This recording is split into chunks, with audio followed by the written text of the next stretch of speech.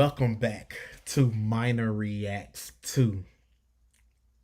Today, we're going to be reacting to Queen. Interview in Perth. I've never heard of Perth before. What is Perth? What? Oh, geez. Okay, I started the video off and don't even know what's going on. I don't know what Perth is. Is Perth I know it's not a state. Is Perth a city? Is it a country? Is it a continent? What is Perth? I don't know what Perth is, but I don't know what it is, but we reacting. Perth has something to do with the reaction. Queen interview in Perth, wherever that is. 1976. Best version. Let's get into the video.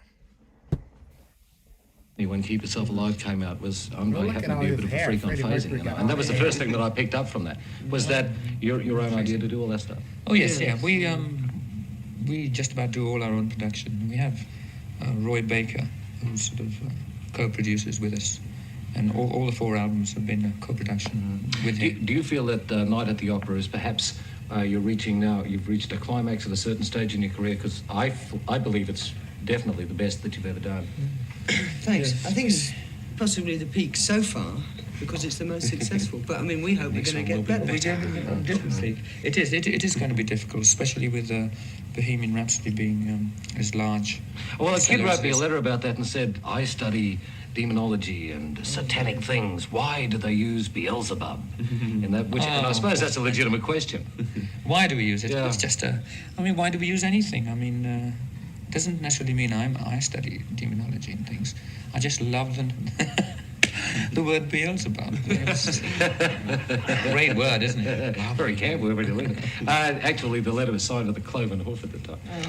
What is that? The What same is sect. I belong to that. Only sticking pins in effigies. The Ooh, next don't say single that. that's coming off Night at the Opera is You're My Best Friend, I understand. And already we're getting a lot of requests for that. You can see that they were really close and that they loved each other. You can just tell in this interview, how they're sitting. Like, you can just see the closeness and the love that they have for each other. It's so apparent. It's so apparent.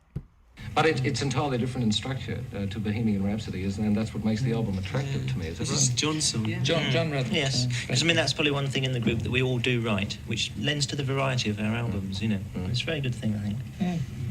There have been several songs on your albums that have been involved with death and all this sort of stuff. Is that just an accidental thing, or...? That's Freddie's morbid mind. One of my docile moods, actually. There's a thing that everybody, I suppose, is going to be wondering about, the campness of the act. That was one of the things I read in the pop press in England, that the act was a little bit camp and all It's this not. stuff. It's not really camp. It's rock and roll, and it's very visual as well. There's a lot of rock and roll music there. And I think it's the same as the variety content that we have on the album. We try and put that across on stage. So, I mean, each song that we do has a different sort of meaning to it. So, I mean, it is rock and roll as a sort of label. But within that, I mean, each song has a different... Would you say it was rock and roll with theatre? Yes, you could call it that. I mean, it's very difficult to label, because each song is in a different sort of zooming in on category, his really. drink. I mean, from the 1920s vaudeville to the heavy, the real sort of raw... Y'all are trying to see what he's drinking. Y'all want to see what Freddie Mercury is sipping on. They're zooming in on his drink. rock and roll to the ballad to, This perhaps would the theatrical aspect may explain your gigantic statue in Japan. They're very Yeah, theatrical sort of I- people. Now you're talking. I think that's very astute. I think it It does has something to to do a great with it, extent explain a lot of our. I understand that in Japan that you couldn't even leave your hotels. That's the It was immense very difficult. popularity. Yeah, very It difficult. was this time round. It was we had to have bodyguards all around. We did It see got- one of the kitchens. In fact, yes, and we were sort of reduced to travelling in laundry lifts and things like that.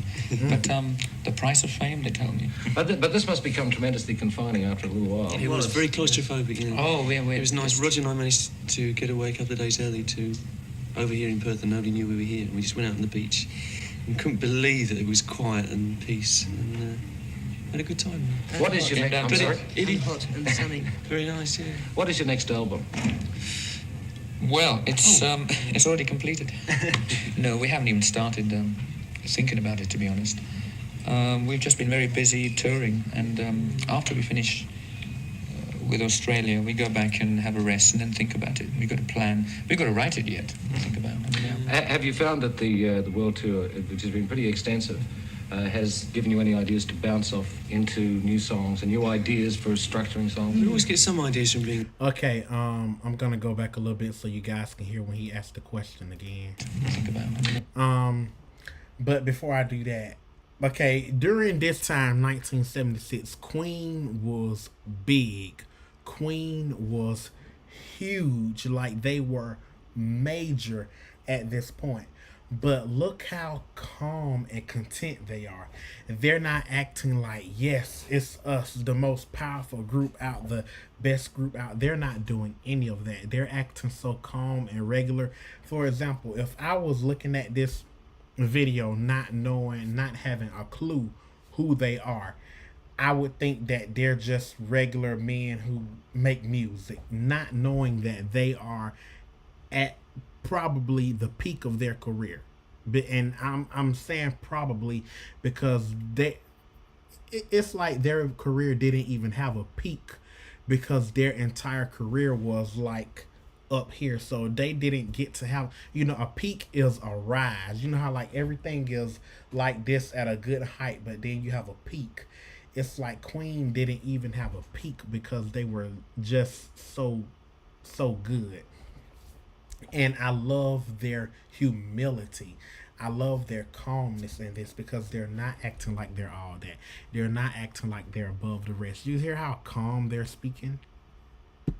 Have you found that the world tour, which has been pretty extensive, has given you any ideas to bounce off into new songs and new ideas for structuring songs? We always get some ideas from being on tour, yeah. We get some ideas, but it's very difficult to actually write and sort of, write songs and get them constructed. It's ideas, yes, but to actually write on the road. I know a lot of people can do that, write on the road while they're touring, but I don't think we have. We don't yet. We don't bang them together. It takes a while. Hotel rooms. We do sort of gather influences and lots of experiences on the road. They're very useful when you come to write them after being on the road. We take touring very seriously, really. You get completely consumed by the actual business of playing in theatres, because that's really most of what it's about to us, So you tend not to get involved in writing songs so much as thinking about getting across to the audience that you're playing to.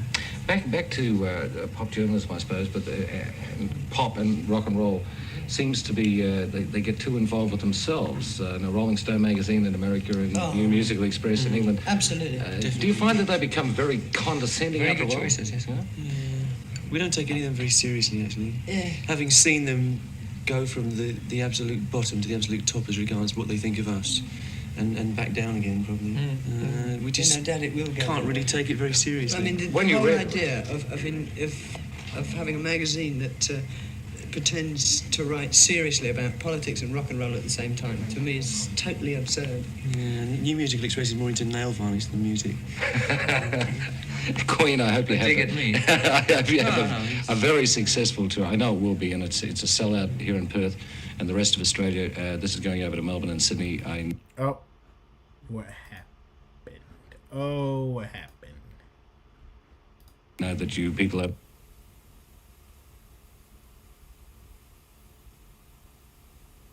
No sound.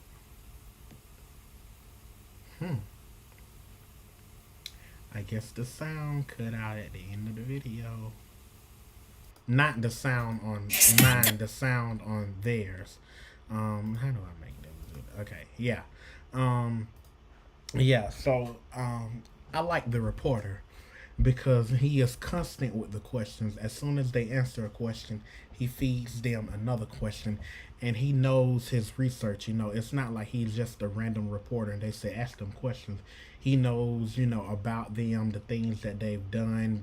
He know about all of that. So that's good. I really like the reporter, because nowadays a lot of reporters don't know how to interview celebrities and stars, and you can see it because the celebrities and stars get mad. Like they ask the celebrities and stars questions that are not even relevant to their career at the moment. So I think this reporter did a really great job.